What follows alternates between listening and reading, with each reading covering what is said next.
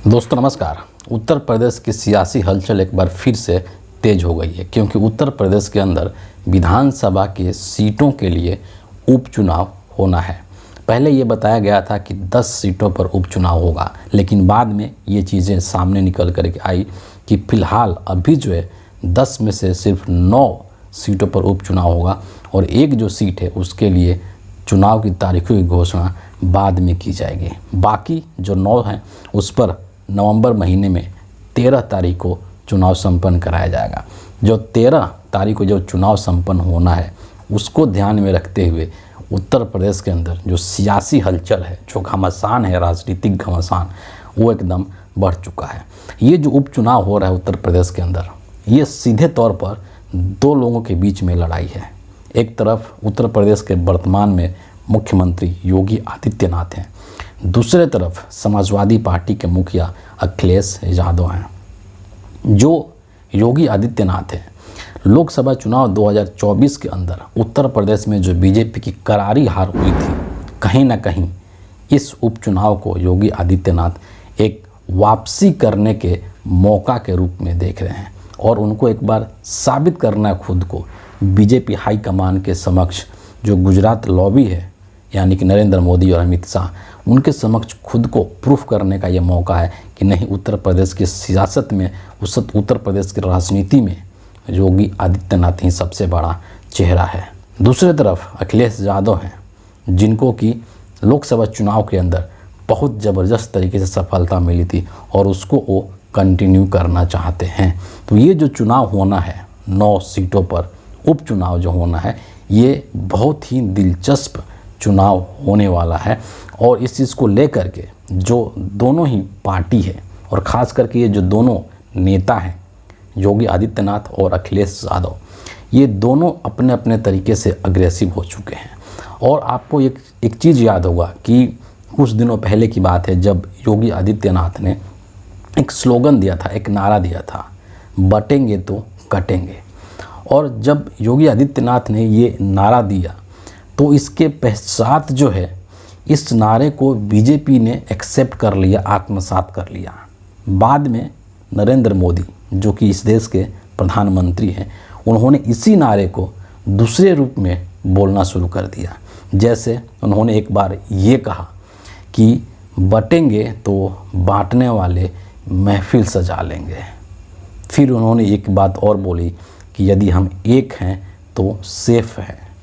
और फिर इसके बाद धीरे धीरे जो संघ है, आरएसएस है, उसने भी योगी आदित्यनाथ के इस नारे को प्रमोट करना शुरू कर दिया, उसको एक तरीके से एक्सेप्ट कर लिया, स्वीकार कर लिया और इसको एक एकता के रूप में बताया कि ये जो नारा है, ये जो स्लोगन है, बटेंगे तो कटेंगे, ये एकता का परिचायक है और इससे एकता का संदेश और मैसेज मिलता है देश को। और इसके बाद बीजेपी के कई सारे ऐसे नेता हुए जो कि इस नारे को लेकर के बहुत ही एक तरीके से अभद्र भाषा का इस्तेमाल किया, असंसदीय भाषा का इस्तेमाल किया, अमर्यादित भाषा बोला और सीधे शब्दों में कहा जाए तो एक तरीके से सामाजिक सौहार्द को बिगाड़ने वाला हिंसात्मक भाषण उन्होंने दिया। चाहे हिमंता बिस्वा शर्मा हो, गिरिराज सिंह ही क्यों नहीं हो या फिर मिथुन चक्रवर्ती ही क्यों नहीं हो, इन सभी लोगों ने देश के एक समुदाय विशेष को टारगेट करते हुए बहुत ही आपत्तिजनक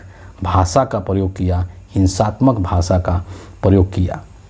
ये जो नारा दिया गया, बटेंगे तो कटेंगे, योगी आदित्यनाथ के द्वारा, बेसिकली इस नारे के माध्यम से बीजेपी का जो मुख्य उद्देश्य है वो डर पैदा करना है। इस देश की जो बहुसंख्यक आबादी है हिंदुओं की, उसके अंदर एक डर पैदा करके उसका वोट हासिल करना है। यही बीजेपी का प्रमुख उद्देश्य है और इसी उद्देश्य के साथ बीजेपी ने, योगी आदित्यनाथ ने इस नारे का इस्तेमाल किया था। और बाद में ऐसा लगने लगा कि इस नारा का, इस स्लोगन का इस्तेमाल महाराष्ट्र के चुनाव के अंदर भी आपको दिखने लगा और महाराष्ट्र के अंदर कई सारे ऐसे होर्डिंग्स और बोर्ड आपको देखने को मिल जाएंगे जहां पर कि ये इस स्लोगन का इस्तेमाल किया गया है और वहां पर योगी आदित्यनाथ का फ़ोटो भी लगाया गया है। तो आप समझ सकते हैं कि इसको एक जो हिंदुत्व की राजनीति है, उस राजनीति को साधने के लिए भी बीजेपी ने, नरेंद्र मोदी ने, संघ ने इस नारे को अपना लिया कि बटेंगे तो कटेंगे। लेकिन ये जो नारा है, ये जो स्लोगन है, ये एक नकारात्मक राजनीति की ओर इशारा करता है कि लोगों के अंदर डर बैठा करके। मैं बहुत शुरू से ये बात कहते आ रहा हूँ कि नरेंद्र मोदी की जो राजनीति है या फिर बीजेपी की जो राजनीति है वो डर की राजनीति है। वो इस देश में डर का माहौल बनाना चाहते हैं और उसी का राजनीतिक फ़ायदा लेना चाहते हैं जनता के वोट के रूप में। तो ये जो नारा दिया गया बटेंगे तो कटेंगे, ये भी उसी का एक रूप है कि लोगों के अंदर डर बैठाना है, हिंदुओं के अंदर डर बैठाना है। जिस देश में हिंदू 80-85% है, सोचिए उनको डराया जा रहा है, उनके मन में डर पैदा किया जा रहा है। किससे? मुसलमानों से, जो कि गिने चुने हैं। तो आप बीजेपी की जो महत्वाकांक्षा है, जो उनका असली जो इच्छा है, वो आप समझ सकते हैं इस नारे के माध्यम से कि डराओ जनता को, डरा करके और उनका वोट हासिल करो। लेकिन दूसरे तरफ ये जो बटेंगे तो कटेंगे का नारा दिया योगी आदित्यनाथ ने, तो इस चीज़ को काट के रूप में, इसके तोड़ के रूप में समाजवादी पार्टी के मुखिया अखिलेश यादव ने एक नारा दे दिया और उन्होंने ये कह दिया कि जुड़ेंगे तो जीतेंगे।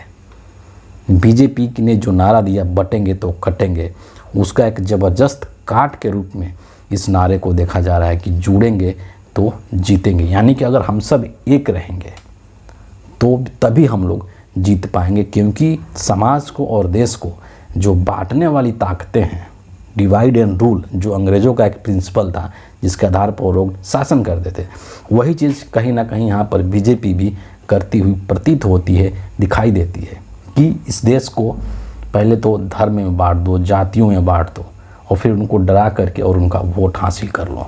इसीलिए ये लोग कह रहे हैं कि बटेंगे तो कटेंगे।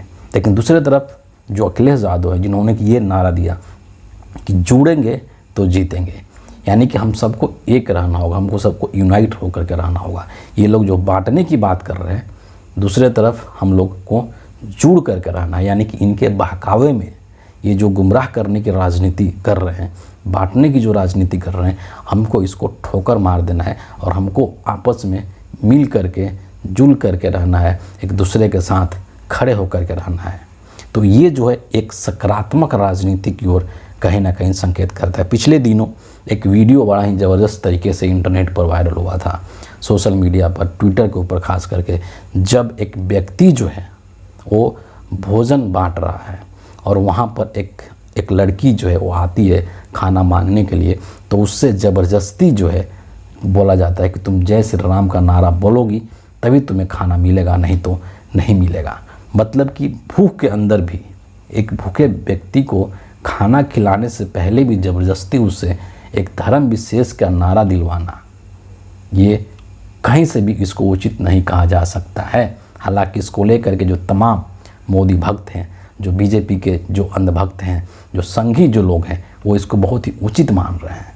लेकिन अगर एक सभ्य समाज के अंदर, एक सिविलाइज्ड कंट्री के अंदर, एक डेमोक्रेटिक कंट्री के अंदर, एक धर्मनिरपेक्ष राज्य के अंदर आप इस तरह की बात करते हैं तो उसको सही नहीं माना जा सकता है, उसको उचित नहीं माना जा सकता है। तो यही जो डर है ना, हिंदुओं को डराओ और डरा करके उनका वोट हासिल करो, यही बीजेपी की रणनीति है। बीजेपी के पास और कोई दूसरा मुद्दा नहीं है। विकास से संबंधित बातों, चीज़ों को लेकर के, इशूज़ को लेकर के बात करने का मुद्दा नहीं है बीजेपी के पास। और वही चीज़ यहाँ उत्तर प्रदेश में भी देखा जा रहा है। जब उत्तर प्रदेश के मुख्यमंत्री ने यह नारा दिया तो उसको महाराष्ट्र के चुनाव में भी इस्तेमाल किया जा रहा है, उसको झारखंड के चुनाव में भी इस्तेमाल करने की कोशिश की जा रही है। और ये जो हिंदुत्व की राजनीति है कि देश को धार्मिक ध्रुवीकरण कर दो, देश के अंदर वोटों का ध्रुवीकरण कर दो, सांप्रदायिक ध्रुवीकरण कर दो, हिंदू मुस्लिम कर दो, ताकि हिंदुओं का वोट हासिल कर सकें।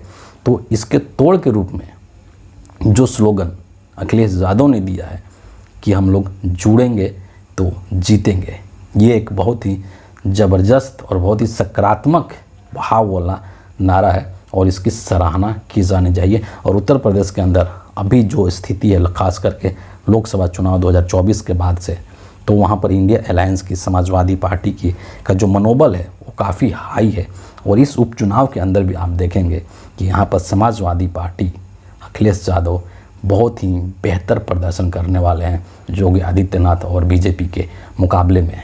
तो फिलहाल बटेंगे तो कटेंगे इस नारे के ऊपर अखिलेश यादव का नारा जुड़ेंगे तो जीतेंगे भारी पड़ता हुआ प्रतीत हो रहा है।